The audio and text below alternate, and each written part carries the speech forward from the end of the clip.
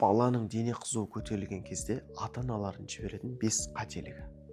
Баланың дене қызуы көтеріліп тұрса, қымтап орап тастайды, немесе қалың киім кигізеді. Баланың дене қызуы көтерілген кезде ыстық не тері арқылы, дем арқылы сыртқа шығады. Сол үшін сіз бұл әдіс арқылы тек баланың дене қызуын одан самай көтересіз. Баланың дене қызуы көтергенде салқын нәрсені басады, немесе мұз басады. Ол керісінше баланың жағдайын асқындырады. Балаға ол стресс, қатты мұздай нәрсені басу, сосудтардың спазмын алып келеді. Уксуспен немесе спиртпен сүрту. Ол баланың терісін күйдіреді, интоксикация, улануға алып келеді. Баланың дене қызуы көтерілген кезде тек жылы сумен ғана сүртуге болады. Дене қызуын түсіруге арналған дәрілік препараттардың мөлшерін дұрыс бермеу.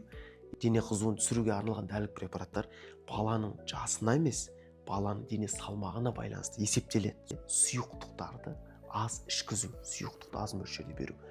Егер баланың организмінде сұйықтық аз болса, дене қызуын түсіруге арналған препараттардың жалпы жұмыс істеу деңгейі аз болады.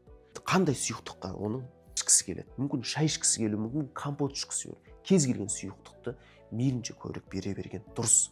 Бұндай қателіктерді жасамаңыздар. Видео ұнаған болса лайк басып, жақындарыңызға жіберіңіз.